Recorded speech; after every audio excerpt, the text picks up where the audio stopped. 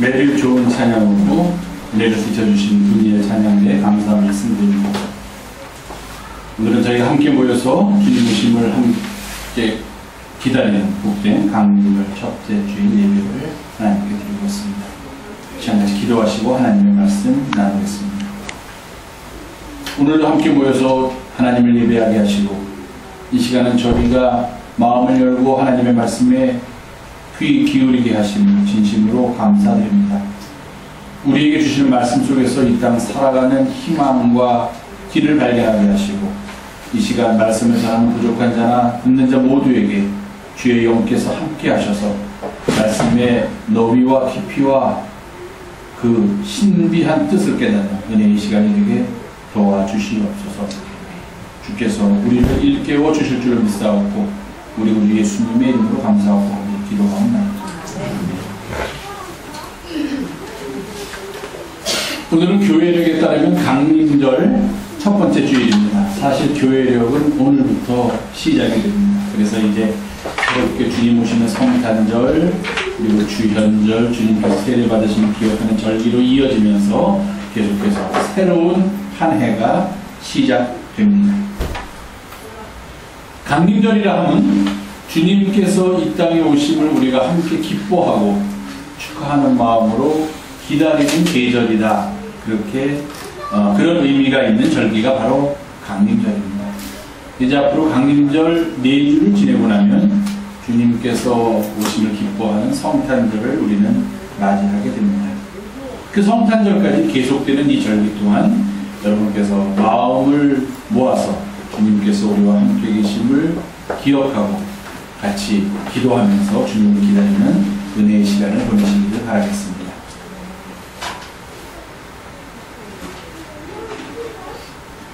우리가 다 잘 알고 있는 마태복음에 기록된 예수님의 탄생에 대한 이야기는 이런 내용들을 전하고 있습니다.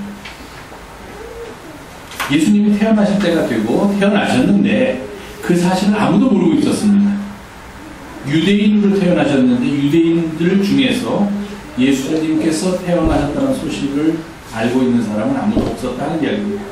물론 누가 보면 좀 이야기가 다릅니다. 목자들이 천군천사로부터 그 이야기를 듣고 마국간의 말구유에 계신 주님께 경배하러 갔다 하는 이야기가 누가복음에는 기록되어 있지만 그와는 달리 마태복음에는 예수님의 탄생, 비록 예수님께서 유대인이셨음에도 불구하고 유대인들 가운데서 예수님의 탄생을 아는 사람은 아무도 없었던 것 같습니다.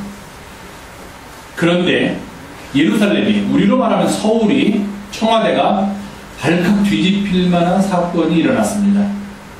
오랜 여행 끝에 남루에 보이는 사람 셋이 왕궁 입구에 찾아와서 왕을 만날 것을, 왕을 아련할 것을 요청합니다. 그런데 왕을 아련하기 위한 이유가 참 맥락합니다.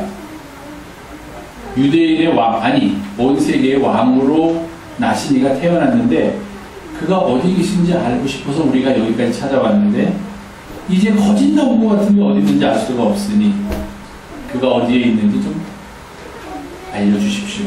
그런 이유로 왕을 만나기를 원합니다. 하고 찾아왔습니다.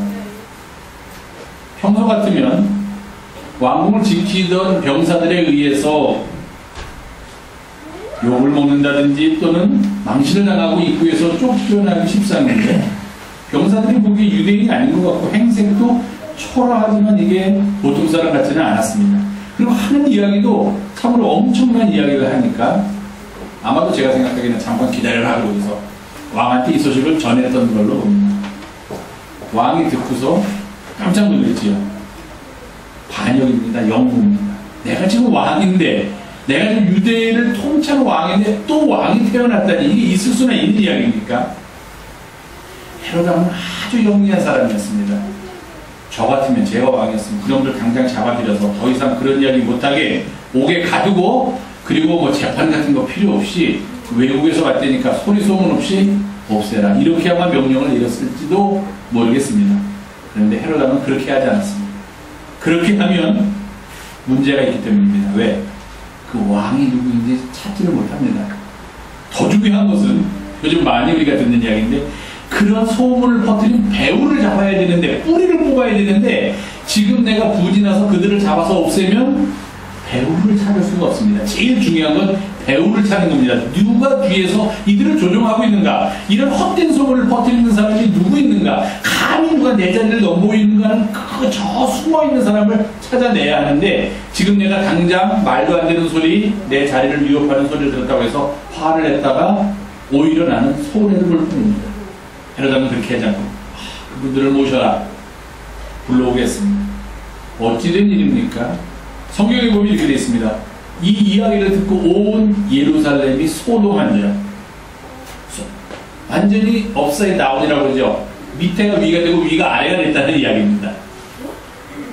왕궁 안이 온통 소란으로 이게 웬일이냐 할 것 없이 온 신하들이 분주하게 움직이기 시작했습니다. 그러나 헤로당은 전혀 동의하지 않고 그들을 불러놓고 그들의 이야기를 들은 다음에 아 그렇습니까? 유대인의 왕으로 태어난 이를 경배하러 오셨다고요? 어딘지 모르신다고요? 그럼 제가 제 밑에 거기에 대해서 옛날 이야기에 대해서 전설에 대해서 또 구약의 예언에 대해서 아주 잘 알고 있는 사람들이 많이 있으니까 학자들이 많으니까 한번 그들을 불러다가 어디쯤에서 태어날 것이라고 예언되어 있는지 한번 알아봅시다 해서 다 불렀습니다.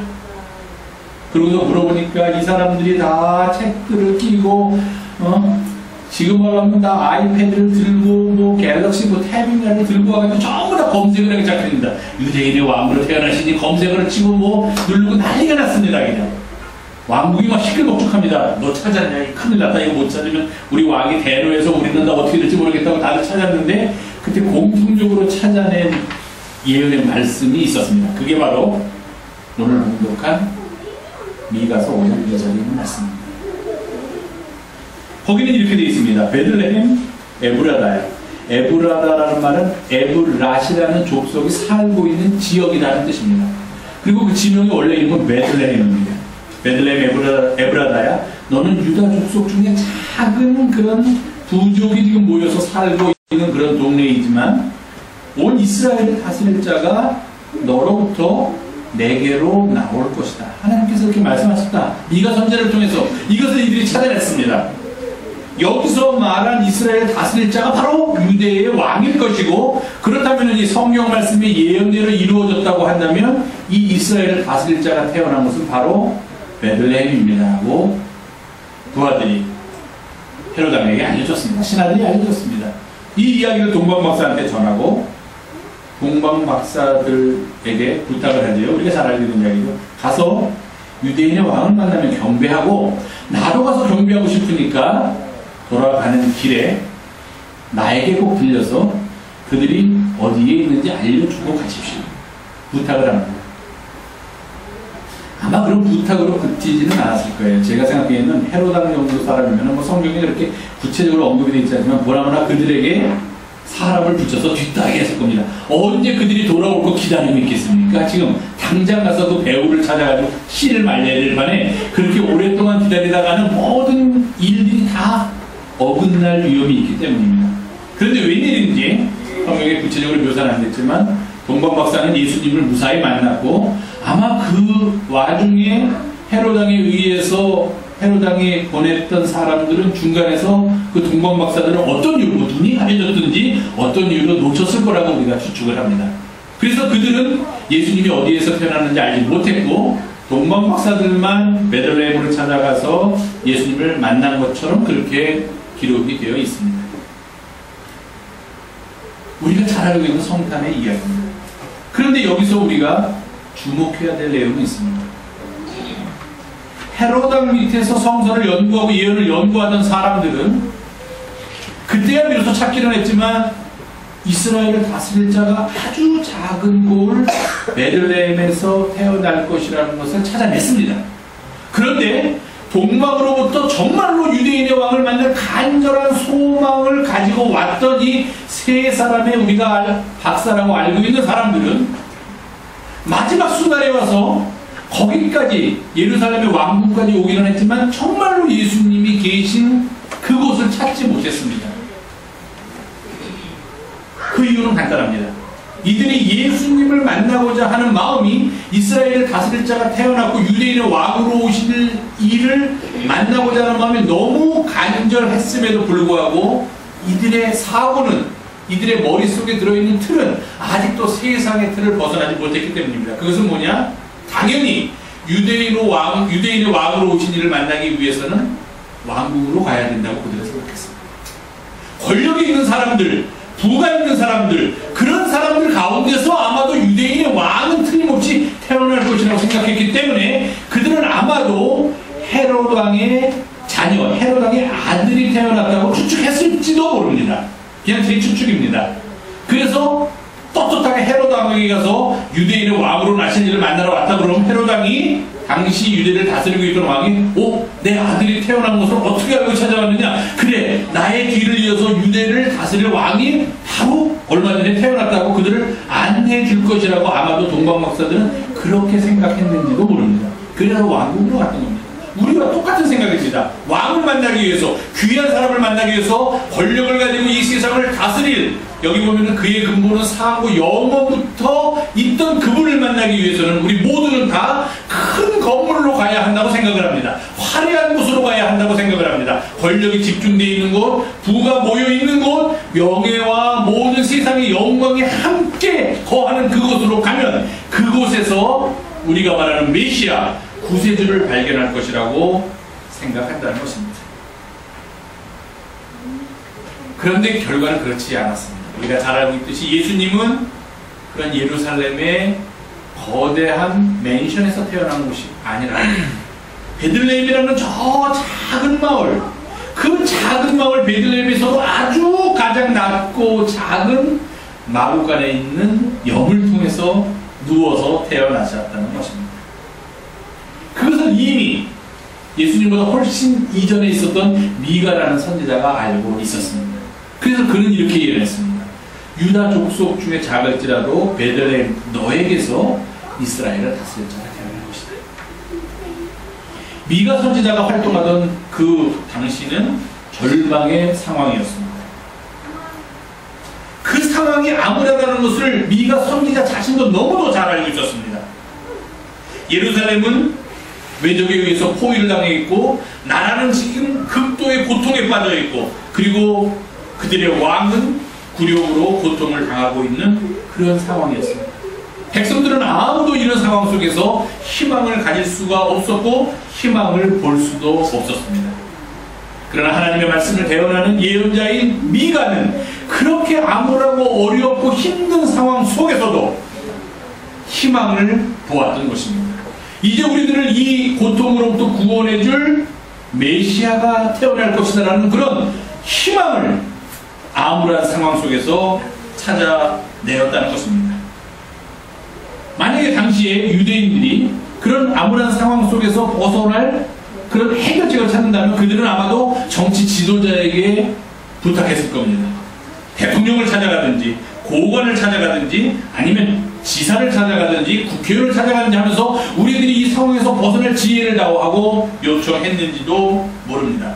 반면에 미가는 기쁨에 겨워 위아래로 껑충껑충 뛰면서 자신의 팔을 흔들면서 아니야, 그곳으로 가면 우리의 희망이 없어하고 전혀 다른 곳을 가리키고 있다는 이야기입니다. 사람들은 다 고통스러운 상황 속에서, 어려운 상황 속에서 모두 다 공감하는 바가 있습니다. 이 상황을 벗어나게 해주기 위해서는 저 사람들을 찾아가면은 저 사람들이 지혜를 가지고 우리를 여기서부터 벗어나게 해줄 거야. 우리를 가난으로부터 벗어나게 해줄 거야. 우리를 고통으로부터 벗어나게 해줄 거야 라고 다른 곳 정치 지도자들, 권력자들, 부한 사람들을 쳐다보고 그리로 가려고 하는 사람들 향해서 미가는 계속 외칩니다. 아니야, 그리로 가면 안 돼. 거기에 희망은 없어, 구원이 없어. 반대쪽을 가르치면서 반대쪽으로 가라고 그렇게 외치고 있습니다. 그것도 아주 작고 화려하고 모든 것을 다 갖춘 것 같은 도시로부터는 멀리 떨어져 있는 벽지의 한 장소를 가르치면서 저기로 가야 구원이 있지, 그곳으로 가면은 구원이 아니라 오히려 우리는 멸망의 길로 갈 수밖에 없다고 미가 선지자가 외치고 있었다는 겁니다. 베들레헴이라고 불리는 그런 작은 마을, 당시 사람들이 별로 관심도 갖지 않던 그런 조그만 마을, 무기가 있다든지 권력이 있다든지 부가 있다든지 영토가 많은 그런 곳이 아닌 아주 작은 베들레헴, 그곳으로 가야지만 주님의 명령을 의지하고 서 있는 한 지도자를 만날 수 있을 것이다. 우리를 구해줄 사람을 그곳 베들레헴에서 만날 수 있을 것이다. 그렇게 미가 선지자는 외치고 있었다는 것입니다. 우리가 지금 필요로 하는 희망을 어디서 얻을 수 있는가? 우리에게 필요한 도움을 어디서 찾아볼 수 있는가라고 모든 사람들이 다 울부짖고 있는 상황 속에서, 그러면서 모든 사람들이 암묵적으로 공감하고 있는 해답이 있는 그곳이 아니라 미가는 그들이 생각하고 그들이 바라는 곳과는 전혀 다른 방향을 가르치고 있었다는 것입니다.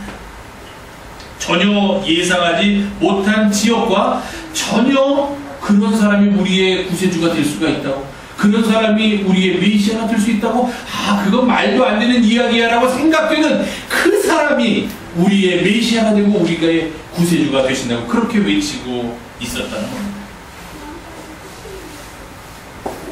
미가는 우리들로 하여금 사람들, 그리고 우리가 가진 지도, 잘 표시된 곳, 그런 곳에서는 전혀 나타나지 않는 장소와 사람을 가르치면서 하나님이 바로 저곳에서 활동하고 계시다, 그렇게 외치고 있다는 것입니다. 이미 우리가 알고 있지만 그곳은 바로 베들레헴이고 이 세상과 우리들의 삶의 마구간이었던 것입니다.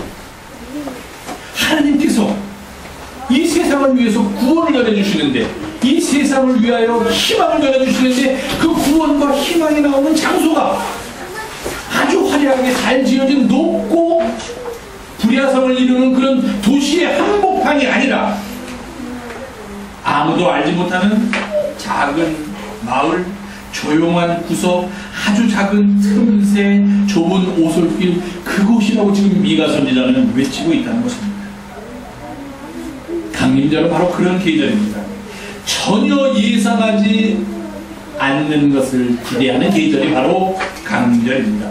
전혀 그럴 것 같이 있을 법하지도 않은 소식을 듣기 위해서 귀를 기울이며 깨어있는 계절이 바로 강림절입니다.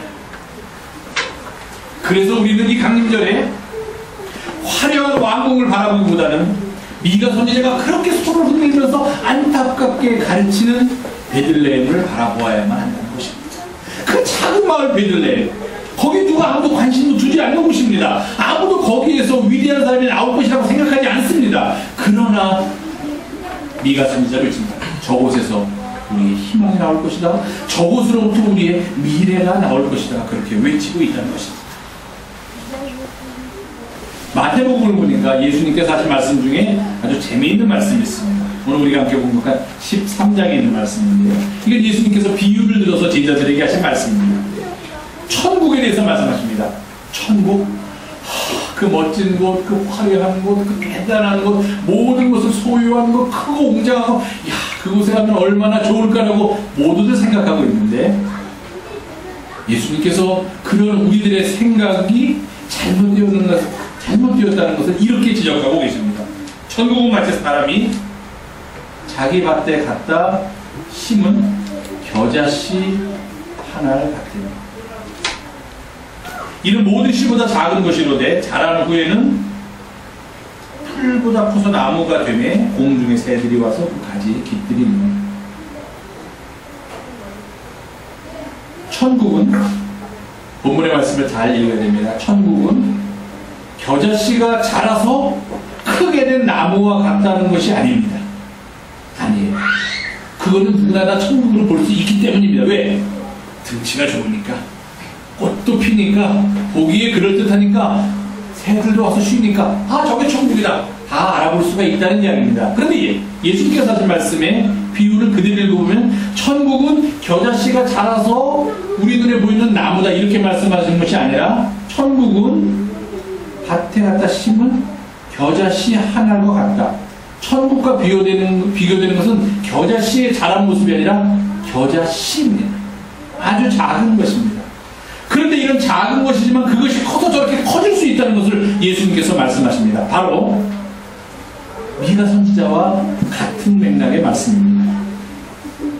이스라엘을 다스릴 자를 구하고 원하는 사람들에게 미가 선지자는 작은 고을, 아무도 관심을 갖지 않는 그런 보잘것없는 마을 베들레헴을 가리켰던 것처럼 예수님께서는 천국에 대한 우리의 환상과 천국에 대한 우리의 꿈을 바꾸어라, 이렇게 요구하고 있습니다. 어떻게 바꾸느냐? 천국은 크고 화려한 모습으로 이 땅에 다가오는 것이 아니라 아주 작은 씨와 같다는 것입니다. 그 씨가 자라서 천국의 모습을 우리들에게 보여줄 수 있다면, 진정한 천국은 어디서부터 시작되느냐? 이미 자란 겨자 나무에서 시작되는 것이 아니라, 다들 저게 어떻게 커질 수가 있겠어? 저렇게 작은 게 보잘것없는 게 저거 그냥 없어지면, 바람이 불면 날아가서 눈에 보이지도 않을 텐데 하는 그런 작은 겨자 씨로부터 시작된다는 것입니다. 이게 우리의 희망입니다. 만약에 우리가 우리의 희망을 크고 화려하고 거대한 곳에만 둔다면 우리는 곧 실망하고 좌절할 수밖에 없습니다. 그러나 우리의 희망은, 우리의 구원은 어디서부터 오느냐라고 묻는다면 우리는 과감하게 그 구원은 저 작은 마을 베들레헴으로부터 온다. 우리는 이렇게 대답할 수 있다는 것입니다. 우리의 구원은 이제 막 밭에 심어놓은 아주 작은, 모든 씨보다도 더 작은 겨자씨로부터 시작된다. 이렇게 말할 수 있다는 것입니다. 주님께서는 약한 것을 사랑하시기 때문입니다. 주님께서는 스스로를 강하다고 하는 사람들에게 별로 관심을 갖지 않으십니다. 그렇게 강하면 스스로 잘 살 수 있으니까 별로 관심을 갖지 않고 이렇게 뒷전에 두십니다. 스스로를 약하다고 인정하는 사람, 스스로 내가 주님의 도움이 아니면 주님께서 나를 붙들어 주시지 않으면은 나는 도저히 이 세상을 살아갈 수 없다라고 고백하면서 주님께 의지하기를 원하는 사람들, 그들을 붙들어 주시고 그들을 통하여 이 땅에 천국을 만들어 가신다는 겁니다. 그런데 재미있는 게 있습니다. 제가 늘 말씀드리지만 성경을 읽을 때 항상 그게 고민이에요. 또 반복하는데 부자와 나사로에 비유해서 나사로가 어떻게 천국에 갔을까? 아직도 고민입니다. 별로 한 것도 없는. 그렇다면 오늘 본문을 읽는 그들을 위해서 그러면 나는 약해. 약하니까 이러고 가만히 있으면 내가 천국을 이루는 사람이 될 수 있느냐? 내가 하나님 나라의 주역이 될 수 있느냐 하는 겁니다. 약해. 약한 모습 보이면 나 그것도 못해요. 저것도 못해요. 약해요. 이렇게 보이면 요즘 여자들이 내세우는 구호가 무수리로 살지 말고 공주로 살자는 게 요즘 구호인 것 같습니다. 뭐든지 턱턱하고 집에서도 집안에서 전구도 갈고 못도 하고 뭐도 하고 다 하면 남자들은 가만히 있고 여자들은 무수리가 돼가지고 온갖 일을 다 해야 되니까 요즘 여자들이 새롭게 우리도 편하게 살자, 무수리에서 공주로, 이게 구호가 됐다는 얘기를 들었습니다. 예.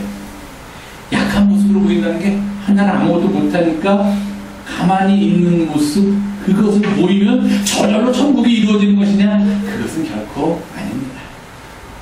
오늘 미가서 5장을 보니까요, 공독한 그 뒤에 이런 이야기가 있습니다. 어떻게 하면은 우리가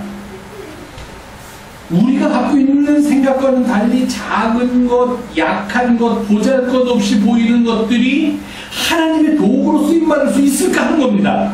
그러면은 스스로를 약하다고 생각되는 사람도 무엇을 해야 된다는 거예요. 뭔가 삶의 변화가 일어나야지만 그들을 통해서 하나님께서 역사하시는 거지, 나는 약해 아무것도 못하고 가만히 있는다고 해서 역사가 바뀌는 것은 아니라는 겁니다. 무엇을 해야만 하는가? 오늘 미가서 5장 4절에는 이렇게 말합니다. 여호와의 능력과 그의 하나님 여호와의 이름의 위엄을 의지하는 사람들, 그 사람들이 비록 약하다고 느끼고 약해 보일지라도 하나님께서는 그런 사람들을 들어서 이 땅에 새 역사를 이끌어 가신다는 것입니다. 여호와의 능력을 의지하고 여호와의 이름의 위엄을 의지하는 사람들, 여호와의 능력을 인정하는 사람들, 이 사람들이야말로 진정 약해 보이지만 강한 사람들이다. 이렇게 성경은 우리들에게 가르쳐주고 있습니다. 강한 사람들은 그렇게 하지 못합니다. 여호와의 능력을 인정하지도 않고 여호와의 이름의 위엄을 의지하려고 하지도 않습니다. 왜? 내가 강하니까, 나를 믿으니까. 가끔 그런 사람 있죠. 교회 다니십시오. 뭐 이렇게 전하면 하나님 뭐 당신 믿는 예수님들 나를 믿어, 차라리 나를 믿어, 이런 사람도 가끔 있어요. 요즘 좀 그래요. 한국 남자분들 좀 이렇게 좀 그렇죠. 저도 남자지만 좀 이상하지 않습니까? 어떻게 보면 완고하고 고인 타분하고 막 이렇게 막 그냥 앞에 꽉 막혀있고 그런 분들한테 이렇게 복음 전하려다 보면은 야, 이거 무슨 교회가 예수 나를 믿어서 형은 나한테 하고 맨날 앉아서 의지해. 그럼 내가 너 이렇게 뭐 잘해줄게. 이렇게 하는 사람들이 가끔 있어요. 스스로를 강하다고 생각하기 때문에 그래요. 강한지 안 강한지 저도 잘 모르지만요. 스스로를 강하다고 생각하는 사람은 여호와의 능력을 인정하려고 하지 않습니다. 왜? 그 능력이 나보다도 더 강하다고 하면은 내가 강한 사람이 아닌 게 되니까. 제가 어제 말씀드렸죠. 다행이라는 제 열창곡이었는데 다윗이 불러가지고 제가 그 열창곡을 갖고 있는데 애창곡을 갖고 있는 지금 위기에 있습니다. 왜? 제가 왜 그 곡을 막 부르느냐? 나만큼 이 노래 잘 부르는 사람 없을 거야 하는 생각이 있었다는 거예요. 강한 사람들은 그래요. 내가 강하다고 그러면은 다른 사람이 우선 필요 없어. 이렇게 해야죠. 그런 거 필요 없어. 내가 강하고 내 생각이 다 옳고 내가 가는 길이 바른 길이니까 이 길로만 가면 돼. 이렇게 얘기한다면 그들의 삶 속에 여호와의 능력을 인정할 여지는 없는 겁니다. 여호와의 이름의 위협을 의지한 그런 일이랑 일어나지 않는 거예요. 오히려 스스로를 약하다고 인정하는 사람들, 내가 하나님의 도움이 없이는 살 수 없다고 인정하는 그런 사람들만이 그렇기 때문에 나는 여호와의 능력을 인정하지 않을 수가 없습니다. 그 능력을 붙들지 않을 수가 없습니다. 이런 고백을 할 수 있다는 것입니다. 하나님의 능력을 의지하지 않고서는 내가 설 수도 없고 살 수도 없다는 것을 잘 알고 있기 때문입니다. 그래서 약한 자를 통해서 역사하시는 하나님께서는 그 약한 자들에게 무엇보다도 여호와의 능력을 인정하고 그의 이름의 위엄을 의지할 것을 부탁하십니다. 그렇게 할 때 하나님의 도움을 받아서 세상의 눈으로 보기에는 약한 자지만 진정으로 강한 자가 될 수 있다는 것입니다. 사도 바울도 얘기하면서요, 우리가 세상 사람들이 보기에는 약해 보이지만 우리는 정말로 강한 자입니다. 세상 사람들이 보기에는 우리는 가난한 자 같지만 우리는 가장 부유한 사람입니다. 세상 사람들이 보기에는 우리는 보잘것없는 자 같지만 우리는 하나님 앞에서 가장 귀한 사람들입니다. 이런 믿음의 고백이 나올 수가 있다는 겁니다. 하나님의 역사는 베들레헴과 같은 작은 고을로부터 시작되고, 하나님의 역사는 겨자씨와 같이 모든 사람이 쳐다도 안 보는 가장 작은 씨앗으로부터 시작되는데, 그것이 시작될 수 있는 가장 큰 원동력은 그런 베들레헴이, 그런 겨자씨가, 그런 베들레헴과 겨자씨 같은 우리들이 바로 여호와의 능력을 인정하고 그 여호와께 의지하는, 거기서부터 하나님의 놀라운 역사가 이 땅에서 시작된다는 것입니다. 그리고 어떻게 하면 약한 자가 그런 놀라운 능력의 주체가 될 수 있느냐? 그것은 바로 하나님과 동행할 때 가능하다는 것입니다. 우리 교회의 표 중에 하나가 미가서 6장 6절에 있는 말씀을 통해서 겸손히 하나님과 함께 행하는 교회, 이런 말을 했습니다. 약한 자가 살아남 교회에서는 어떻게 해야 됩니까? 하나님과 동행해야 돼요. 밤에 깜깜한 길 혼자 가면 무섭죠. 그러면 어떻게 하면 좀 덜 무섭습니까? 같이 가자는 거죠. 요즘은 다 해우소라고 보통 불교에서는 얘기하는, 이렇게 급한 것을 해결하는 장소가 집 안에 있습니다. 집 안 불도 환하고, 뭐 밤중에도 5살짜리 6살짜리 어린아이도 혼자 갈 수 있습니다. 옛날 기억나시죠? 못 갑니다. 멀어요. 돈도 거의 없어요. 가는 길도 힘들지만 가서는 더 힘듭니다. 그럼 만약에 내가 어린 나이에 어떻게 합니까? 배가 갑자기 밤에 아프면은 가야 되는데 어떻게 합니까? 깨워야죠. 누군가 같이 가야 돼요. 동행해줘야 돼요. 그리고서 급한 일을 해결하면서 항상 묻습니다. 거기 있어야지? 물어요. 갈까봐 혼자서. 자기 혼자 나가서 무서운데, 혼자 두고 가면 큰일 났는데, 거기 있지? 확인이 안 될 것 같고 움직일 것 같으면 뭐 노래 부르고 계속 말해, 이렇게 요구합니다. 이딴 걸 확인하고 싶다는 이야기예요. 통행이 그렇게 중요하다는 거예요. 전도서에 보면 이러한 이야기가 있습니다. 두 사람이 한 사람보다 나으면 그들이 수고함으로 좋은 상을 얻을 것이고, 혹시 그들이 넘어지면 하나가 그 친구를 붙들어 일으키려니와 홀로 있어 넘어지고 붙들어 일으킬 자가 없는 자에게는 화가 있으리라. 또 두 사람이 함께 누우면 따뜻하거니와 한 사람이면 어찌 따뜻하여. 한 사람이면 해야겠지만 두 사람이면 능히 맞설 수 있다. 어떻게 제가 시아라 인디아를 시하면서 거기도 이런 구절 나왔잖아요. 이제 두 사람은 외롭지 않은, 서로가 서로에게 동행이 되어줄 테니까, 길벗이 되어줄 테니까. 우리의 약함을 강함으로 바꿀 수 있는 길, 비록 약해 보임에도 불구하고 이 땅에 하나님의 자녀로, 하나님의 백성으로 살아갈 수 있는 또 다른 아주 신비한 비밀은 하나님과 동행하는 데 있다는 겁니다. 하나님과 함께 길을 걸어가는 데 있다는 겁니다. 무엇을 두려워하겠습니까? 하나님이 내 편에서, 내 옆에서 나를 도우시면서, 여기 나왔지만 내가 넘어지면 이렇게 세워주시고, 내가 못 가겠다고 땡깡 쓰면 업고도 가시는 분이 내 옆에서 나와 동행하시는데 내 인생에 무엇이 겁낼 것이 있겠느냐.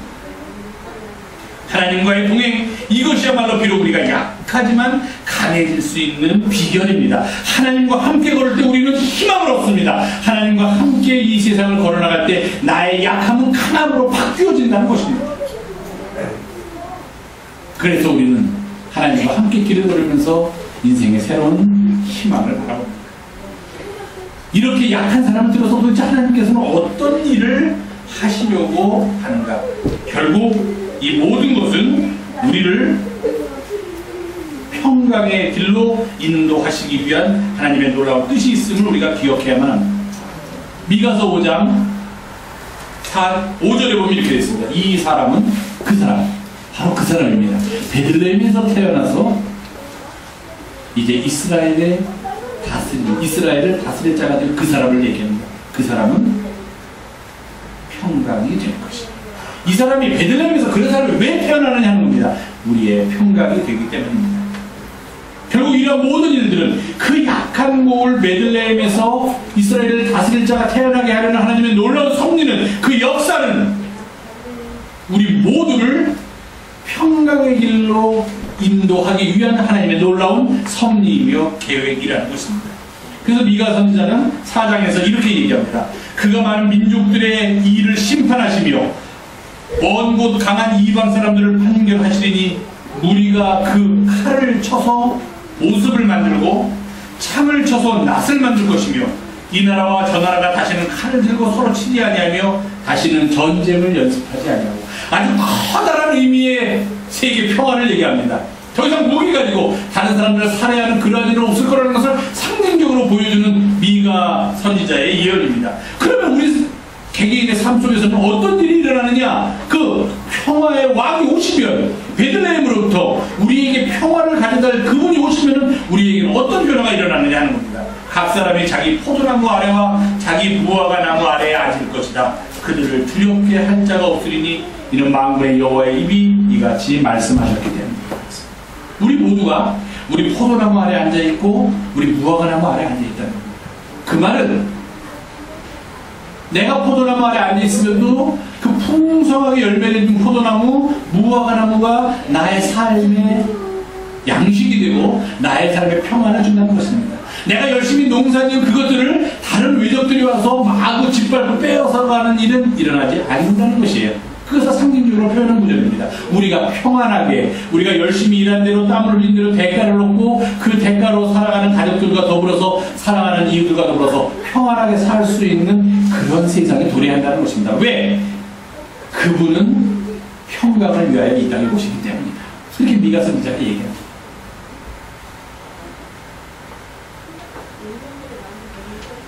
세상에서 지도자가 되려면, 세상에서 다스릴 자가 되려면 스펙이 좋아야 합니다. 제가 전에도 말씀드렸죠. 스펙이 좋아야 됩니다. 요즘 어떤 분은 굉장한 스펙을 가지신 분이 굉장히 이상한 짓을 해서 사람들이 저 사람 왜 그런가 하는 사람도 가끔 종종 있더라고요. 있는데 어쨌든 사람들의 관심을 끌려면 스펙이 좋아야 됩니다. 학력도 좋아야 되고 재력도 좋아야 되고, 심지어는 옛날에는 뭐 학력이니 재력이니 뭐 그런 것만 따졌는데 요새는 잘생겨야 됩니다. 그것까지 하나가 들어갔어요. 다른 거는 노력하면 어떻게 해결이 되겠는데 잘생긴 것까지 스펙이 들어가다 보니까 조금 좌절하는 그런 부분도 없지 않아 있습니다. 제 얘기는 아닙니다. 저는 전에 목회하던 데부터 제가 얼짱으로 이렇게 별로 거기에 대해서 제가 신경을 안 씁니다. 다른 쪽에 신경을 쓰고 스펙을 공부를 많이 했대. 뭐 어느 대학 나고 어디 가고 뭐 그냥 뭐 무슨 박사학위가 되기고 뭐 집안이 돼버리고 뭐 돈이 많고 아버지가 뭘 하고 뭐 그 사람은 뭐 아버지가 검찰총장이고 무슨 작은 아버지는 저기 법무부에서 일하고 뭐 큰 아버지는 또 어디서 일하고 조카는 뭐 어디 검찰총장이고 대단한 사람이네. 사람들은 그걸 보고 그 사람 옆에 가서 내가 좀 뭘 도움을 받을까 그렇게 생각해요. 사실이죠. 사실 도움이 있는 것 같더라고. 이 사회가 그러니까 좀 그런 사람들 옆에 갔으면 뭐 도움이 없지 않아 있지만, 그러나 우리는 우리의 진정한 구원, 우리의 희망은 그렇도지 않는다고 고백하는 사람들이 모인 것이기 때문에 또 다른 곳, 미가 선지자가 안타깝게 막 가르치는 그곳을 바라봐야 한다는 거예요. 거기를 바라봤더니 약해요. 작아요. 근데 왜 약하고 작은 곳을 자꾸 가르칠까? 이왕이면은 좀 우리가 생각하고 우리가 바라는 그쪽을 가리키면은 내 생각과 미가 선지자의 생각이 딱 맞으니까 그쪽으로 가면 좀 마음이 편하겠는데, 나는 이쪽으로 가야 구원이 있을 것 같은데 왜 자꾸 미가 선지자는 내가 생각하기에는 전혀 아닐 보면 반대쪽으로 가리키는가? 우리의 고민입니다. 왜 하필이면 그럴까? 아까도 말씀드렸지만 강한 사람들은 자신의 강함을 내세우며 뻐기는 그런 경향이 있습니다. 모두 다 그런 건 아닙니다. 그런 경향이 있습니다. 과시하려고 합니다. 자기의 힘으로 세상에 무엇이든지 할 수 있다는 교만에 사로잡히기가 십상입니다. 니까 것들이 뭘 알아? 내가 다 알아야지. 니까 것들이 뭘 할 수 있어? 내가 다 할 수 있지. 내가 이런 권력을 가지고 있는데 감히 나한테 누가 대들어? 이런 생각을 하기가 십상입니다. 그렇기 때문에 그들의 삶 속에서 하나님은 찾아볼 수가 없습니다. 스스로를 강하다고 생각하는 사람들의 인생에는 하나님이 들어갈 틈이 없습니다. 그들 스스로가 하나님을 거부하고 하나님이 필요 없다고 말하기도 하지만 하나님께서 찾아오시려고 해도 하나님께서 있을 여지가 없습니다. 그들 안이 자기가 가지고 있는 과시와 자기가 있는 교만으로 가득 차 있기 때문입니다. 그러니까 하나님께서 그런 사람들, 강한 사람들을 들어 좀 일을 시키려고 해도 그들이 거부하고 하나님도 별로 그들을 탐탁하게 여기지 않는다는 겁니다. 그래서 하나님께서는 약한 자들, 그들을 찾습니다. 약한 자들은 보통 뭉치거들어요. 저 사람들이 할 수 있지, 저거 가진 사람들이 할 수 있지, 내가 그 일을 어떻게 할 수 있겠습니까? 자신은 아무것도 할 수 없다고 생각할지도 모릅니다. 그러나 그것이 기회입니다. 내가 아무것도 할 수 없고 나는 힘이 없다고 느끼는 그 순간 우리의 삶이 어떻게 바뀌느냐? 그렇기 때문에 나는 여호와의 능력을 인정할 수밖에 없습니다라는 고백이 나오게 된다는 겁니다. 나는 약하다고 느끼기 때문에 나는 여호와의 이름의 위엄을 의지하고 살 수밖에 없습니다라는 고백이 나오니까 그래? 너하고 나하고 어쩜 이렇게 뜻이 잘 맞냐? 우리 함께 가자. 주님께서 이렇게 말씀하신다는 겁니다. 크고 화려한 곳에서 우리의 구원이 있는 것이 아니라 강하고 센 곳에서 구원이 있는 것이 아니라 기평 기자가 말했듯이 하나님께서는 사람의 힘을 의지하지 않고 말의 힘이 강하다고 해서 그것에 의지해서도 안 된다라고 이야기합니다. 스스로를 약하다고 느끼는 사람들, 그래서 내가 이 땅에서 별로 할 일이 없다고 생각하는 사람들, 나는 그냥 뭐 맨날 우리 식구들 먹고 살기 위해서 뭐 그냥 나에게 주신 일을 하면서 사는 것밖에 없는데 내가 무슨 하나님의 백성으로 이 땅을 이루어갈 수 있을까, 이 땅에 하나님 나라를 이룰 수 있을까 하고 생각되는 그런 사람들을 통해서 하나님께서는 역사하기를 원하신다는 겁니다. 그들이 주님께 의지할 수 있기 때문입니다. 자, 자기가 강하다고 생각되시는 분 혹시 계세요? 괜찮습니다. 강해도 돼요. 왜냐하면 강한 사람은 강한 대로 하나님이 그냥 쓰시면 돼요. 하나님을 그냥 쓴대. 뭐 더 이상 훈련할 때 그냥 쓴대. 잘 안 되죠. 약한 사람은 약하면 오히려 주님 앞에 쓰임 받을 수 있는 기회가 된다는 거예요. 그걸 놓쳐서는 안 된다는 거예요. 약하기 때문에 자꾸 움츠러들고 멀리 가고 피하려고 하지 마십시오. 오히려 하나님께서는 그런 사람을 더 사랑하시고 더 붙들려고 하시기 때문입니다. 우리의 눈과 하나님의 눈은 다릅니다. 우리의 생각과 하나님의 생각은 다르다는 것입니다. 그래서 이사야 선지자는 이렇게 얘기합니다. 그는 주 앞에서 자라나기를 연한 순 같고 마른 땅에서 나온 뿌리 같아서 고운 모양도 없고 풍채도 없은즉 우리가 보기에 흠모할 만한 아름다운 것이었구나. 예수님의 모습이에요. 그렇게 보지 않고 약한 모습이었다는 거예요. 그러나 그를 통해서 우리는 희망을 볼 수 있습니다. 그를 통해서 구원을 원할 수 있습니다. 구원을 바랄 수 있습니다. 이번 강림절 기간 동안입니다.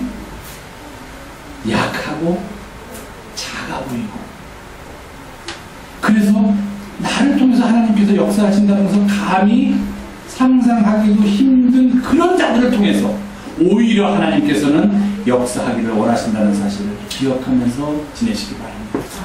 그게 바로 나입니다. 다른 사람이 아니라 바로 나예요. 나는 약하지만, 나는 작지만, 그러나 하나님은 나를 사랑하시고 나를 들어서 마치 내가 베들레헴 같은 존재, 마치 내가 작은 겨자씨 하나가 같은 존재이지만 나를 들어서 하나님은 심지어 이 땅에 평화를 이루는 일까지 들어쓰시기를 원하십니다. 이런 믿음 갖고 이번 강림절 은혜 속에 살아가는 우리 모두가 되기를 주님의 이름으로 부탁을 드립니다. 기도하겠습니다.